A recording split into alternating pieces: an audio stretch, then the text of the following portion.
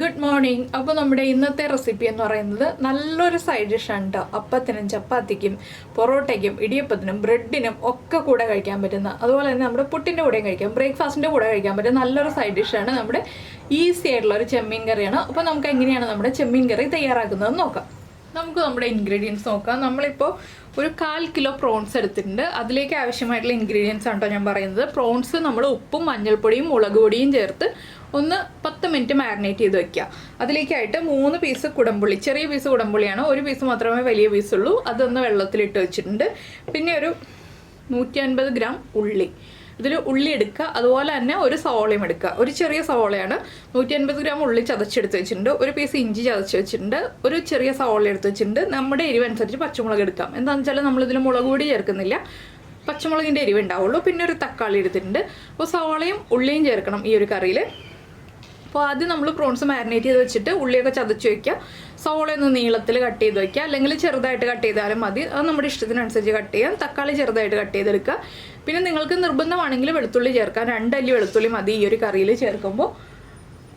കൂടുതൽ വെളുത്തുള്ളി വേണ്ട. ഞാനപ്പോൾ ഈ ഒരു കറിയിലേക്ക് വെളുത്തുള്ളി ചേർക്കുന്നില്ല. പിന്നെ പച്ചമുളക് ഞാൻ 5 എണ്ണം എടുത്തിട്ടുണ്ട്. ഒരുപാട് എരിവുള്ള പച്ചമുളകല്ല, ചെറിയ എരിവേ ഉള്ളൂ, അതുകൊണ്ടാണ് 5 എണ്ണം എടുത്തിട്ടുള്ളത്. എരിവ് കൂടുതലുള്ള പച്ചമുളകാണെങ്കിൽ 2 എണ്ണം മതി.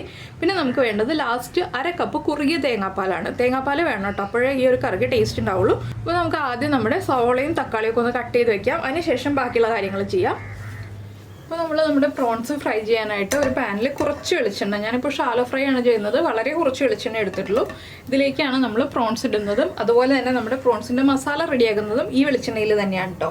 ഇതിലേക്ക് നമുക്ക് ആദ്യം പ്രോൺസ് ഇട്ട് കൊടുക്കാം. പ്രോൺസ് ഒന്ന് സ്പ്രെഡ് ചെയ്തിടുക. ഇത് തീരെ ചെറിയ പ്രോൺസ് ഈ ഒരു റെസിപ്പി ചെയ്യാൻ ഉപയോഗിക്കുന്നതിനേക്കാൾ നല്ലത് കുറച്ച് വലിയ പ്രോൺസ് യൂസ് ചെയ്യുന്നതാണ് കേട്ടോ.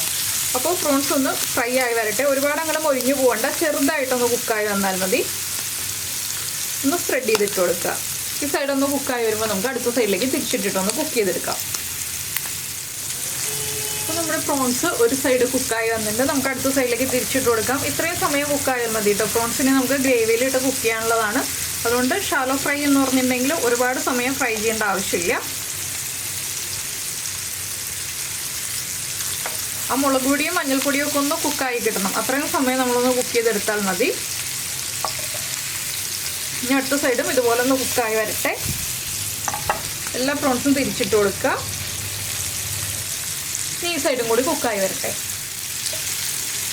അപ്പോൾ നമ്മുടെ പ്രോൺസ് അടുത്ത സൈഡും കുക്കായിട്ടുണ്ട്. ഇത് നമുക്ക് വേറെ പ്ലേറ്റിലേക്ക് മാറ്റി വയ്ക്കാം. അതിനുശേഷം ഇതേ പാനിൽ തന്നെ നമുക്ക് നമ്മുടെ മസാല റെഡിയാക്കി എടുക്കാം. ഈ പാനിൽ തന്നെ ഞാൻ കുറച്ചുകൂടി വെളിച്ചെണ്ണ ചേർക്കുകയാണ്.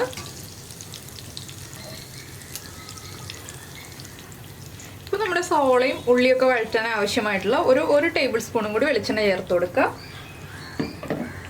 ഇതിലേക്ക് നമുക്ക് നമ്മൾ ചതച്ച് വെച്ചിരിക്കുന്ന ഇഞ്ചി ആദ്യം ചേർത്ത് കൊടുക്കാം. ഇഞ്ചി ചേർത്തിട്ട് ഒന്ന് വഴറ്റിയെടുക്കുക. ഈ സമയത്താണ് നിങ്ങൾ വെളുത്തുള്ളി ചേർക്കുന്നുണ്ടെങ്കിൽ 2 അല്ലി വെളുത്തുള്ളിയും കൂടി ചതച്ചത് ചേർത്ത് കൊടുക്കേണ്ടത്. ഇതിൽ ചതച്ച് തന്നെ ചേർക്കാം കേട്ടോ എല്ലാ കാര്യങ്ങളും, അപ്പോഴാണ് ടേസ്റ്റ് ഉണ്ടാവുക. ഇഞ്ചി ഒന്ന് കുക്കായി ഇഞ്ചിയുടെ ഫ്ലേവറൊക്കെ ആ എണ്ണയിലേക്ക് പിടിച്ചു വരുമ്പോൾ നമുക്ക് ചതച്ച് വെച്ചിരിക്കുന്ന ഉള്ളിയും അതുപോലെ തന്നെ നമ്മൾ നീളത്തിൽ കട്ട് ചെയ്ത് വെച്ചിരിക്കുന്ന സവോളയും കൂടി ചേർത്ത് കൊടുക്കാം. ഇനി ഇത് രണ്ടും നന്നായിട്ടൊന്ന് വഴറ്റിയെടുക്കുക.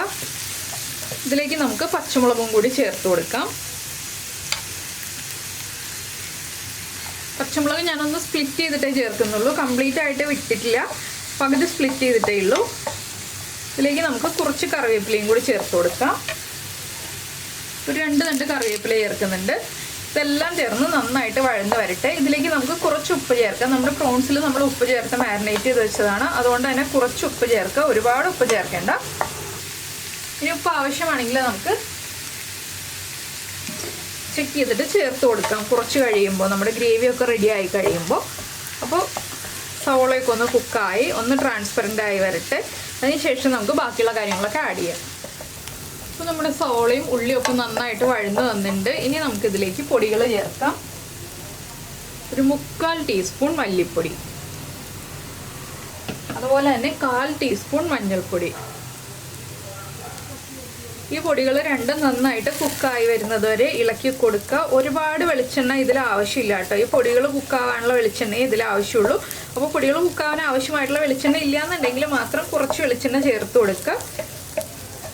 മീഡിയം ഫ്ലെയിമിൽ വെച്ചിട്ട് കുക്ക് ചെയ്തെടുക്കുക. ഹൈ ഫ്ലെയിമിൽ വെക്കരുത്, പൊടികൾ കരിഞ്ഞു പോവും. പൊടികളൊന്ന് കുക്കായി വരുന്നത് വരെ നന്നായിട്ട് ഇളക്കി കൊടുക്കുക. കൈ എടുക്കാതെ ഇളക്കി കൊടുക്കണം, ഇല്ലെങ്കിൽ പൊടികൾ കരിഞ്ഞു പോവും. ഇനി നമുക്കിതിലേക്ക് നമ്മൾ വെള്ളത്തിലിട്ട് വെച്ചിരിക്കുന്ന കുടംപുളി ചേർത്ത് കൊടുക്കാം. പൊടികൾ കുക്കായി കഴിഞ്ഞിട്ട് മാത്രം കുടംപുളി ചേർക്കാം. പിന്നെ നമ്മൾ കട്ട് ചെയ്ത് വെച്ചിരിക്കുന്ന തക്കാളിയും കൂടി ചേർത്ത് കൊടുക്കുക. തക്കാളി ഒരുപാട് ഉടഞ്ഞു പോകണ്ട, അതുകൊണ്ടാണ് നമ്മൾ കുടംപുളി ചേർത്ത് കഴിഞ്ഞിട്ട് തക്കാളി ചേർക്കുന്നത്.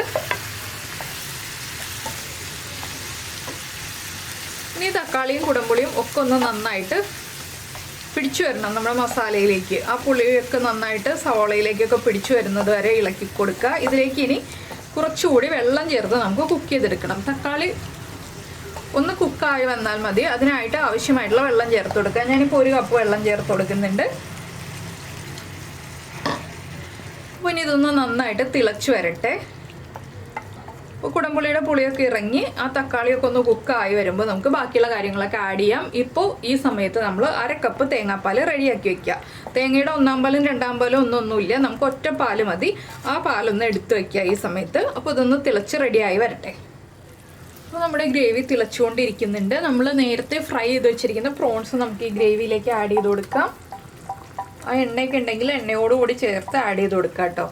ഇനി നമുക്കൊന്ന് അടച്ചു വെച്ച് വേവിക്കാം. ഈ പ്രോൺസും അതുപോലെ തന്നെ ഗ്രേവിയും ഒക്കെ ചേർന്ന് നന്നായിട്ടൊന്ന് തിളച്ച് ഒരു 3 മിനിറ്റ് ഒന്ന് ഹൈ ഫ്ലെയിമിൽ വെച്ച് തിളപ്പിച്ചെടുക്കുക. ആ പ്രോൺസിലേക്ക് പുളിയൊക്കെ ഒന്ന് പിടിച്ചു വരുന്ന രീതിയിൽ ഒന്ന് തിളപ്പിച്ചെടുക്കണം. ഒരു 3 മിനിറ്റ് തിളച്ചിട്ടുണ്ടെങ്കിൽ നമ്മുടെ കറി ഒരു 1/4 ഭാഗം റെഡി ആയി കഴിയും. അതിനുശേഷം നമുക്ക് ബാക്കിയുള്ള കാര്യങ്ങളൊക്കെ ചേർക്കാം. അപ്പോൾ 3 മിനിറ്റ് നമുക്ക് ഹൈ ഫ്ലെയിമിൽ വെച്ച് തന്നെ തിളപ്പിച്ചെടുക്കാം. അപ്പോൾ നമ്മുടെ കറി ഇതാ 3 മിനിറ്റ് ആയി. ഞാൻ അടച്ചു വെച്ച് തിളപ്പിക്കുകയായിരുന്നു. ഹൈ ഫ്ലെയിമിൽ തന്നെയാണ് വെച്ച് തിളപ്പിച്ചത്. അപ്പോൾ നിങ്ങൾക്ക് പുളി കൂടുതലായിട്ട് തോന്നുകയാണെങ്കിൽ കറി റെഡി ആയി കഴിയുമ്പോൾ 1-2 പീസ് കുടംപുളി എടുത്ത് മാറ്റാം കേട്ടോ. ഇനി ഫ്ലെയിം കുറച്ചിട്ട് നമുക്ക് ഇതിലേക്ക് തേങ്ങാപ്പാൽ ചേർത്ത് കൊടുക്കാം. ഫ്ലെയിം കുറച്ചിട്ട് തേങ്ങാപ്പാൽ ചേർക്കുക. അതിനുശേഷം നന്നായിട്ടൊന്ന് ഇളക്കി മിക്സ് ചെയ്തിട്ട് വേഗം തന്നെ ഫ്ലെയിം ഓഫ് ചെയ്യുക. എന്താണെന്ന് വെച്ചാൽ തേങ്ങാപ്പാൽ പിരിയരുത്. ഞാൻ ഫ്ലെയിം ഓഫ് ചെയ്തു. ഇത്രയേ ഉള്ളൂ നമ്മുടെ കറിയുടെ പരിപാടി. ഇതിലേക്ക് വറവ് ചേർക്കുക എന്നുള്ള പരിപാടി ഒന്നുമില്ല കേട്ടോ. വറവ് ചേർക്കേണ്ട ആവശ്യമില്ല. 1 പിഞ്ച് ഉലുവപ്പൊടി ചേർക്കാം. അത് മാത്രമേ നമുക്ക് ഇതിലേക്ക് ചേർക്കേണ്ട ആവശ്യമുള്ളൂ.